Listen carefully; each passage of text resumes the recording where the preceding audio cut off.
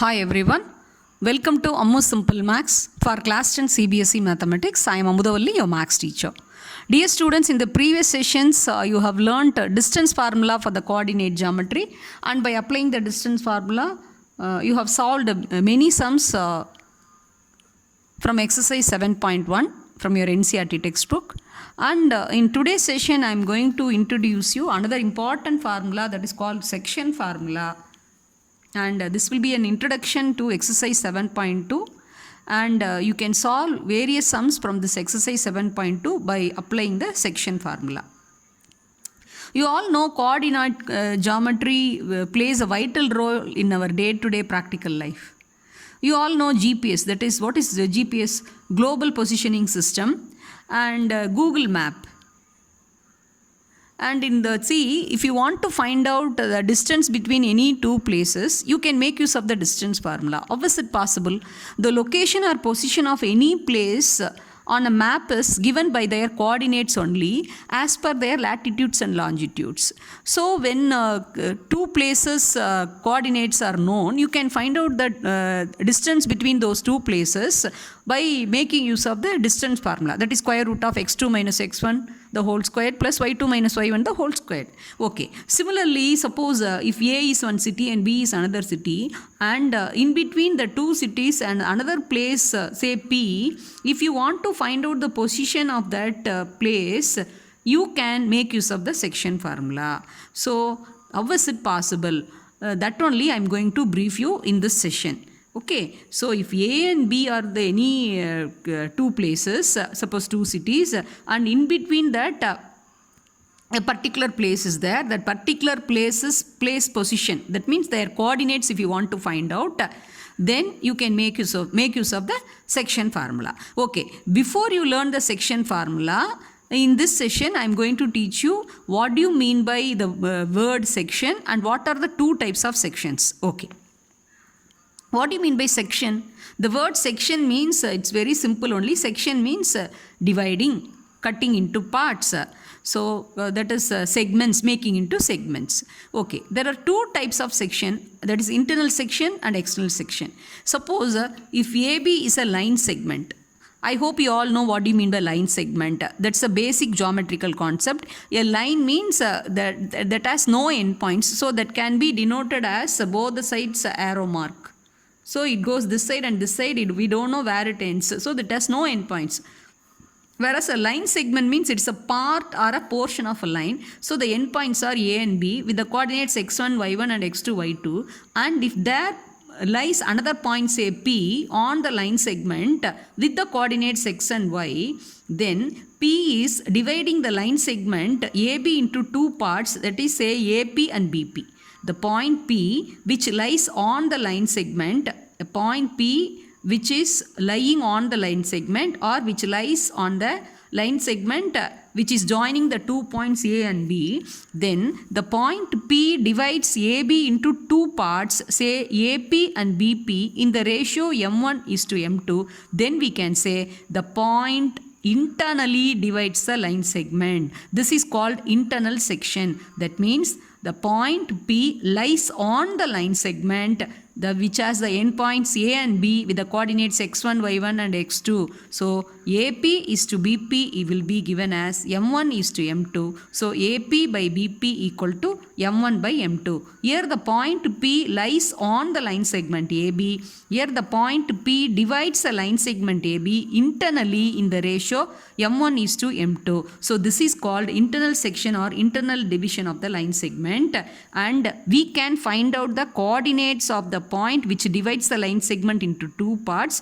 by making use of the section formula. Here one thing you have to observe, when the point P divides AB into two parts, that m1 can be greater than m2 or m1 may be less than m2, or it may be both m1 and m2 may be equal. When m1 and m2 are equal, just think of when suppose AB is a line segment and this m1 and m2 are equal, means the point P will definitely be a midpoint of the line segment and it will divide into two equal halves. That's why M1 and M2 are equal. So the three cases you have to remember for the internal section or internal division. Okay, then what do you mean by externally dividing? External section. Externally dividing itself looks very absurd and confusing. Now let me explain. See, AB is a line segment with the coordinates A with the coordinates x1, y1 and B with the coordinates x2, y2. If the line segment AB is produced in such a manner,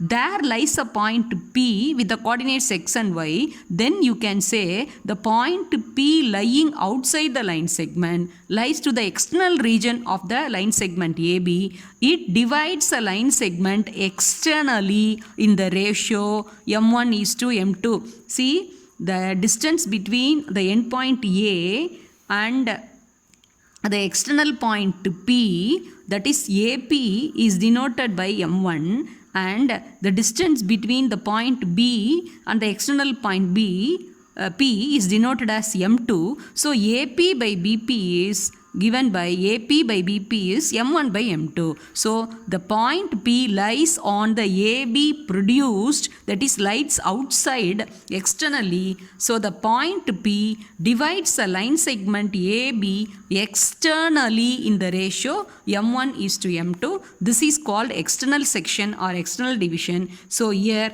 that M1 will be always greater than M2. So this is the distance from A to the external point P. This AP is represented by M1 and BP is M2. Always this AP will be greater than BP, because see, M1 minus M2. This M1 minus M2 only gives the line segment AB. So this is called external division. So for the external division, M1 will be always greater than M2. This you have to remember. Okay. Now, how can you find out the coordinates of the point P, x, y with the formula? That is called a section formula. So, in order to derive the section formula, in order to keep the section formula in memory, I am going to teach you some few memory tips. How to generate the section formula, internal section formula, this formula, that will be taught through a separate video. Okay. Now let me teach you how to make the formula in a easy manner. If the point P lies on the line segment, that is internal section, you can note down M1 plus M2 only makes the total length. M1 plus M2. AP plus BP only together gives AB. So you have to add up the entire process. In order to find out the x coordinate, you have to write the ratios, that is M1, M2, and the x coordinates x1, x2 like this. In order to find out the y coordinate, you have to write the ratios, that is M1, M2, one below the other, and the y coordinates y1, y2 like this. Now we can find out the cross product. The denominator will be the x coordinates can be found out by this expression. The denominator is nothing but the sum of the ratios M1 plus M2 in both the cases, for finding the abscissa and for the ordinate, and M1 x2, that is M1 with the x coordinate of the second endpoint and plus M2 with the M2 multiplied with the x coordinate of the first point. And similarly y also M1 y2 plus M2 y1 by M1 plus M2. So you can, I can teach you another way of memorizing this formula. X coordinate you can write as mx plus mx plus m plus m, write like that, and you can write 1 2 2 1 and 1 2. The denominator will be sum of the ratios. So M1 plus M2, M1 plus M2 is common. Here you can write 1 for 2, 2 for 1.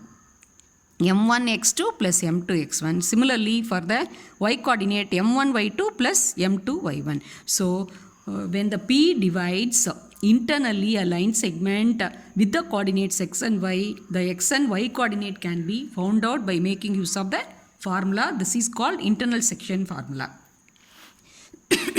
Now let us see how to memorize the formula for external division. In the external division, M1 minus M2 only gives you AB. So here the whole process will be minus. So the entire formula you have to change into minus. So for x coordinate and y coordinate, the same manner M1, M2 ratios, x1, x2, M1, M2, y1, y2 you write, cross multiply. So x equal to m1 x2 minus m2 x1 by divided by m1 minus m2, because m1 minus m2 only gives you ab. Here m1 plus m2 gives you ab. So that is the difference.